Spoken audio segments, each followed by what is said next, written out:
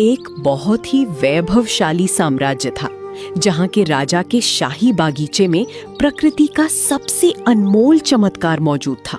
शुद्ध सोने के आमों से लदा एक जादुई पेड़। दिन की रोशनी में तो ये पेड़ महल की शान बढ़ाता था, लेकिन हर बीतती रात अपने साथ ही गहरा रहस्य लेकर आती थी, क्योंकि हर सुबह सूरज की पहली किरण के साथ पेड़ से एक कीमती सोने का आम रहस्यमयी तरीके से गायब मिलता था।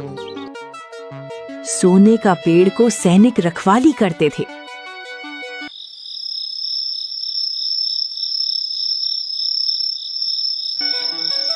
लेकिन रात होते ही सैनिक सो जाते हैं।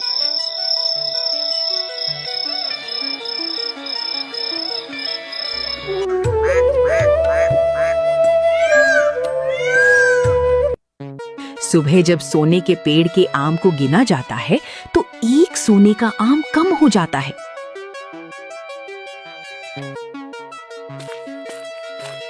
तभी मंत्री दौड़ते हुए राजा के पास पहुंचता है।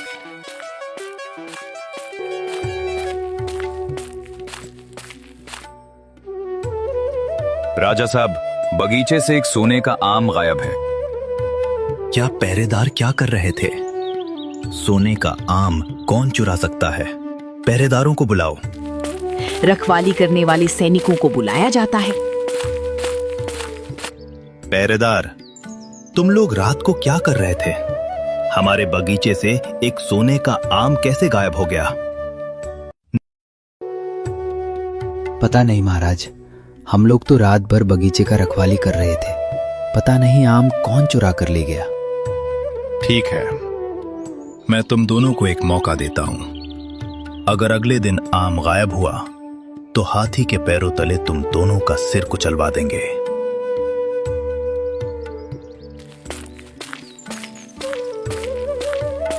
आम चोरी होने से राजा विक्रमादित्य बहुत ही चिंतित होते हैं कि हमारी सोने के पेड़ से कौन आम चुरा रहा है। राजा विक्रमादित्य सैनिकों को बहुत ही शक्ति से सोने के पेड़ को रखवाली करने के लिए बोलते हैं। सैनिक रात भर टकटकी लगाकर बैठे रहते हैं, फिर भी एक सोने का आम चोरी हो जाता है। सुबह आम को गिना जाता है तो एक आम कम हो जाता है।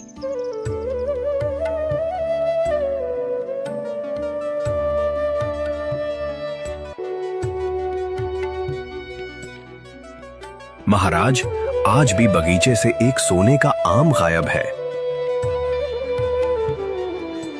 क्या आज भी सोने का एक आम गायब है? ये हमारे राज्य में क्या हो रहा है? कौन है गुस्ताख जो हमारे बगीचे के सोने का आम चुरा रहा है? पहरेदार क्या कर रहे थे?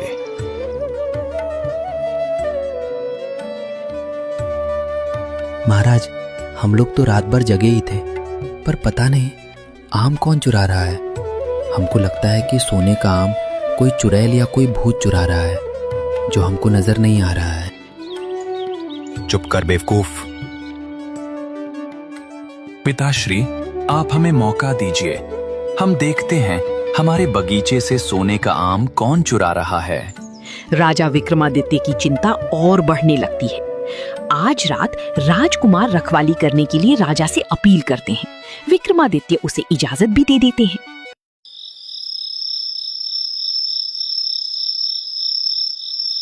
जब रात होती है तो राजकुमार बगीचे में सोने के आम को रखवाली करने लगते हैं।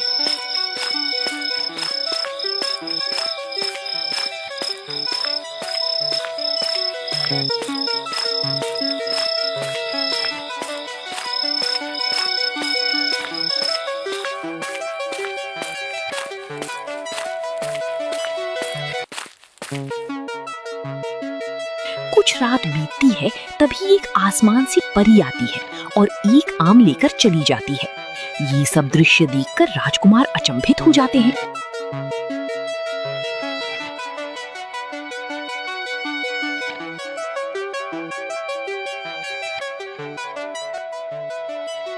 तो यही परी हमारे बगीचे के आम ले जा रही है।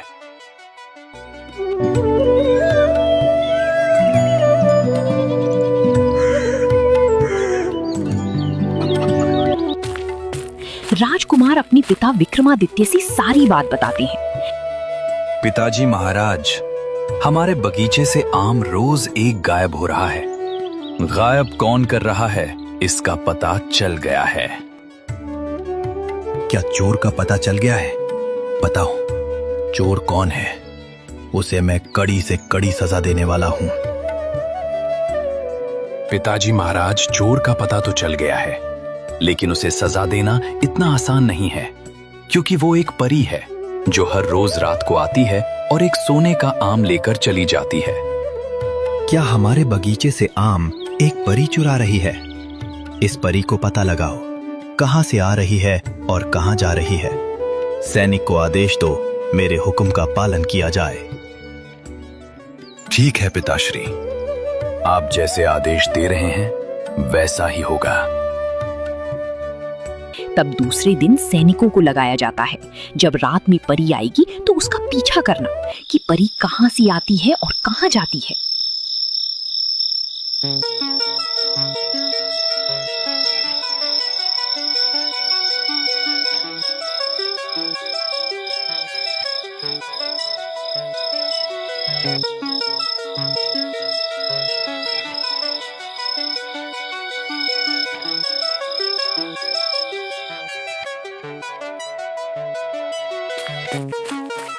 जब परी आती है और आम लेकर जाने लगती है, तब सैनिक उसके पीछे पीछे दौड़ने लगते हैं।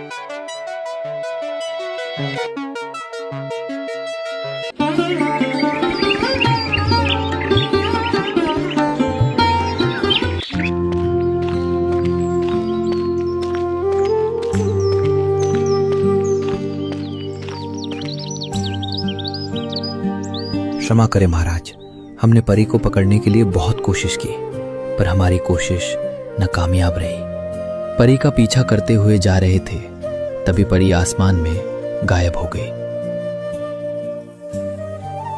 तुम लोगों का मनहूस शक्ल देखकर ही हमको पता चल गया था तुम इस कार्य में असफल हो। मुझे हर हाल में परी चाहिए। क्षमा करें महाराज, लेकिन परी को पकड़ना बहुत ही मुश्किल काम है। परी को पकड़ने के लिए कोई और रास्ता ढूंढना पड़ेगा। मैं कुछ सुनना नहीं चाहता हूं। मुझे किसी भी हाल में परी चाहिए, नहीं तो मैं तुम लोगों को कड़ी से कड़ी सजा दूंगा। शांत पिताजी महाराज, ये काम हमको सौंप दीजिए। मैं किसी भी हाल में परी को ढूंढ कर लाऊंगा, ये राजकुमार का वचन है।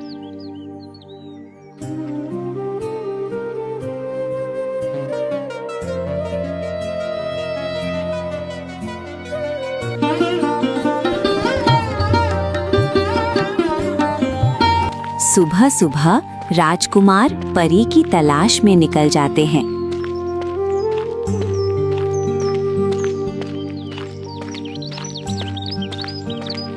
सारा दिन परी की तलाश में इधर उधर भटकते रहते हैं।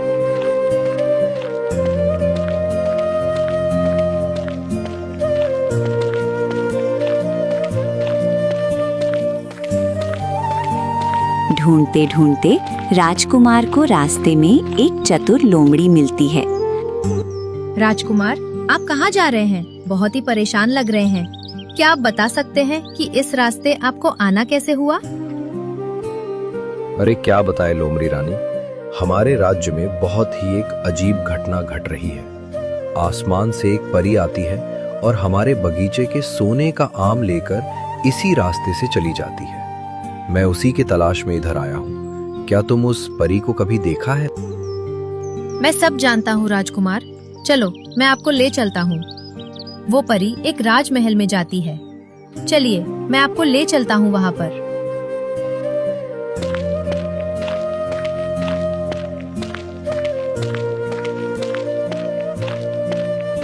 राजकुमार और चतुर लोमड़ी दोनों राजमहल की ओर निकल पड़ते हैं।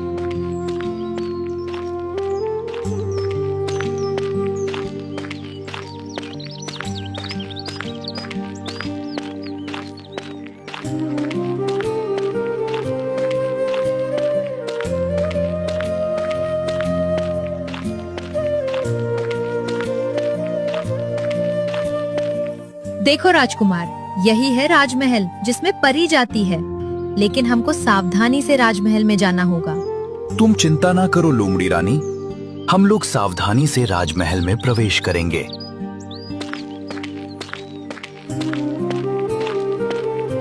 राजकुमार और चतुर लोमड़ी जब महल के अंदर जाते हैं, मम्मी प्लीज मुझे बाहर निकालो, मम्मी प्लीज।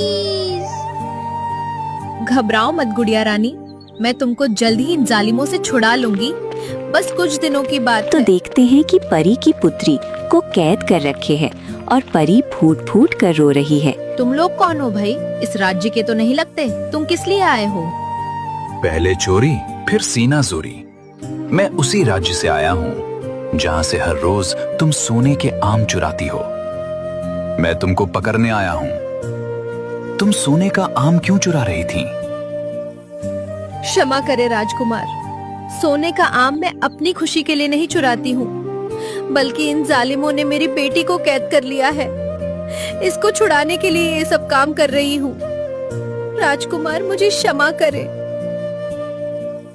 अरे रे, एक और मुसीबत। मैं तुमको क्षमा कर रहा हूँ परी, लेकिन तुम्हारी बेटी को छुड़ाने के लिए क्या करना होगा? महल के सैनिक ने राजकुमार को परी से बात करते हुए देखकर राजकुमार को पकड़ लेते हैं और राजा के दरबार में लेकर चले जाते हैं। राजा साहब, ये आदमी हमारे राज्य में बिना कोई सूचना के घुसकर परी से चुपके से बात कर रहा था। तभी हम लोग इसको पकड़ लिए और दरबार में लेकर आए। क्या हमारे राज्य में बिना किसी इजाजत के घुसने का सजा इसको पता नहीं है? देखने में तो ये किसी राज्य का राजकुमार लगता है। बोलो मुजरिम, हमारे राज्य में बिना किसी सूचना के क्यों घुसे? क्या है तुम्हारा मकसद? क्षमा करें महाराज, मैं किसी मकसद से यहाँ नहीं आया हूँ। मेरे राज्य में शाही बगीचे से हर रोज एक सोने का आम परी चुरा रही थी। उसी का पता लगाते लगाते यहाँ तक पहुंचा। ओह, तो ये बात है। तो परी के बारे में तुम्हारा क्या विचार है? किसी निर्दोष को कैद करके रखना महापाप है महाराज। परी निर्दोष है और उसकी बेटी को इस राज्य ने कैद करके रखा है और उसका गलत उपयोग कर रहा है। परी को छोड़ दीजिए महाराज, मैं आपसे विनती कर रहा हूं।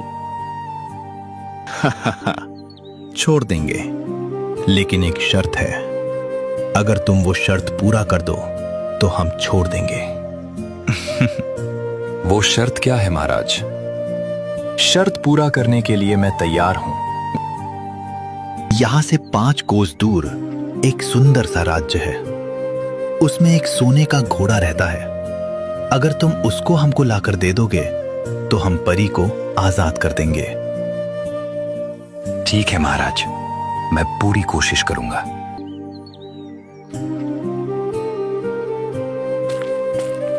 राजकुमार की मुश्किलें दिन पर दिन बढ़ती जा रही थी। एक चुनौती खत्म ही नहीं होती, तभी दूसरा मुसीबत खड़ी हो जाती है। क्या हुआ राजकुमार? बहुत चिंतित लग रहे हैं, क्या बात है? क्या बताएं लोमड़ी रानी, एक और मुसीबत खड़ी हो गई है। राजकुमार चतुर लोमड़ी को सारा बात बता देते हैं। राजकुमार और चतुर लोमड़ी दूसरे राज्य को ढूंढते ढूंढते आखिरकार उन लोगों को राज्य मिल ही जाता है। राजकुमार और चतुर लोमड़ी चुपके से राजमहल के अंदर प्रवेश करते हैं। राजकुमार, यही सोने का घोड़ा है, देख रहे हो कितना सुंदर है। देख रहा हूं लोमड़ी रानी, ऐसा घोड़ा मैं अपने जीवन में कभी नहीं देखा है। वाकई अद्भुत घोड़ा है। राजकुमार और चतुर लोमड़ी सोने का घोड़ा को देख ही रहे थे, तभी राज्य के सैनिक आकर राजकुमार को पकड़ लेते हैं और फिर राजा के सामने पेश करते हैं। महाराज, ये आदमी हमारे शाही घोड़े के पास खड़ा था लगता है घोड़े चुराने का योजना बना रहा था। तभी हम लोगों ने इसको पकड़ लिया और दरबार में लाए। जो लोग हमारे शाही घोड़े के तरफ आंख उठाकर भी देखा तो उसका आंख निकाल लेते हैं। लगता है इसको हमारे शक्ति का अंदाजा नहीं है। ये आदमी तो हमारे राज्य का नहीं लगता। क्षमा करें महाराज, मैं बहुत ही धर्म संकट में फंस गया हूं। धर्म संकट? कैसा धर्म संकट में फंस गए हो? साफ साफ बताओ। हमारे राज्य में किस मकसद से आए हो? महाराज, मैं हर रोज एक नई मुसीबत में फंस जाता हूं। राजकुमार राजा को सारी बात बता देते हैं और राजा कुछ देर सोचने के बाद राजकुमार के सामने एक शर्त रख देते हैं। चलो ठीक है, मैं शाही सोने का घोड़ा तो तुमको दे दूंगा, लेकिन एक शर्त है। वो शर्त क्या है महाराज? मैं हर शर्त मानने के लिए तैयार हूं। कृपया अपना शर्त बताएं। तो शर्त ये है, हमारे राजमहल के रास्ते में एक पहाड़ है। अगर तुम उस पहाड़ को तोड़कर रास्ता बना दोगे तो मैं तुमको शाही घोड़े को दे दूंगा। शर्त मुझे मंजूर है महाराज।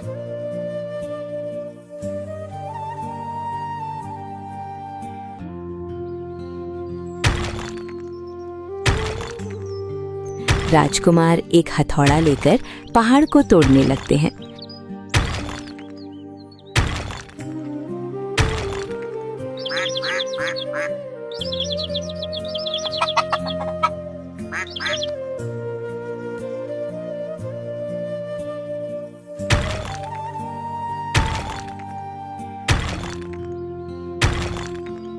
पहाड़ को तोड़ते तोड़ते कई दिन और रात बीत चुकी थी, लेकिन राजकुमार का हथौड़ा रुकने का नाम नहीं ले रहा था।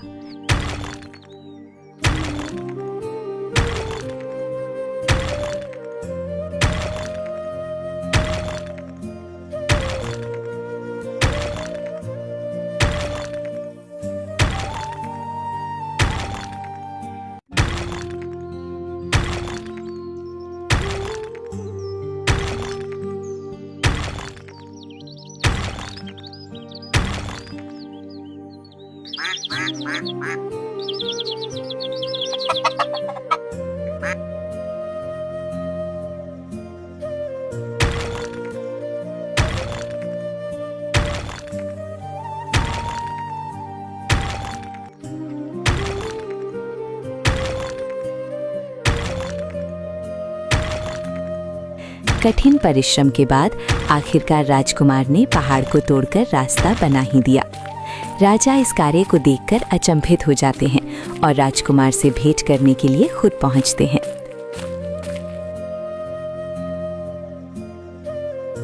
हे वीर, तुमने केवल पत्थरों को नहीं तोड़ा, बल्कि अपनी दृढ़ इच्छा को संभव कर दिखाया है।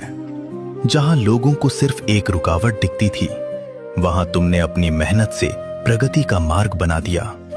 तुम्हारी ये लगन इस पूरे राज्य के लिए एक मिसाल है। महाराज, मैं तो एक तुच्छ इंसान हूं। बस किसी की जान बचाने के लिए ये सब करना पड़ा। तुम्हारे इन हाथों ने सिर्फ 10 दिनों में वो कर दिखाया जो सैकड़ों मजदूर महीनों में नहीं कर पाते। इस नए रास्ते से हमारे राज्य के विकास और खुशहाली के नए द्वार खुलेंगे। तुम्हारी ये कड़ी मेहनत इतिहास के पन्नों में स्वर्ण अक्षरों से लिखी जाएगी। इतना प्रशंसा करके मुझे शर्मिंदा ना करे महाराज।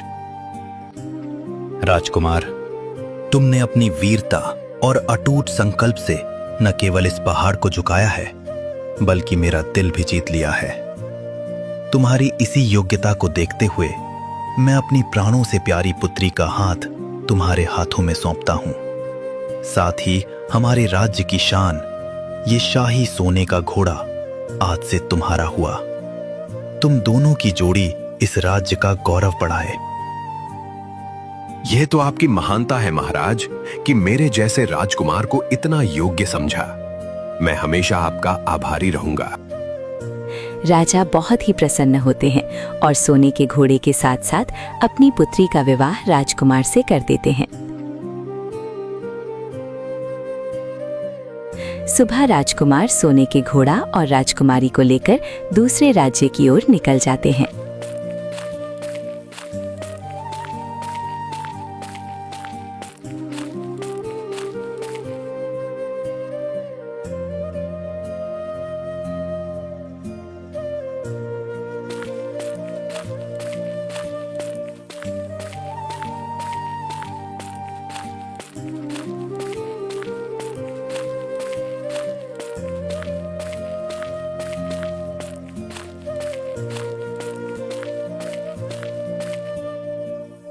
महाराज, मैं आपकी शर्त के अनुसार सोने के घोड़े को लेकर आया हूं। कृपया अपना वादा पूरा करें महाराज। अवश्य पूरा करूंगा, लेकिन मुझे तो यकीन ही नहीं हो रहा है कि अब ये सोने का घोड़ा हमारे राज्य का शान बन गया है। आज मैं बहुत खुश हूं। बहुत सालों से इस सोने के घोड़ा पर मेरी निगाह थी। मेरा लाख कोशिश के बावजूद भी ये घोड़ा हमारे हाथ नहीं लगा। आज मैं बहुत खुश हूं। आज मैं भरी सभा में ये ऐलान करता हूं कि परी की बेटी को आजाद कर दिया जाए। शुक्रिया महाराज, अपना वादा पूरा करने के लिए।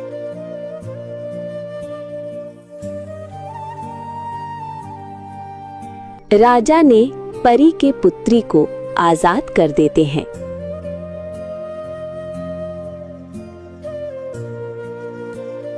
हमारी बेटी को आजाद कराने के लिए शुक्रिया राजकुमार। मैं तुम्हारा हमेशा हमेशा के लिए ये एहसान नहीं भूलूंगा। इसमें एहसान की कोई बात नहीं है परी। वो इंसान ही क्या जो एक दूसरे को काम ना आए। सब ऊपर वाले का खेल है। मैं तो सिर्फ जरिया था। ठीक है राजकुमार, अब हम चलते हैं। मेरी प्रणाम स्वीकार करें।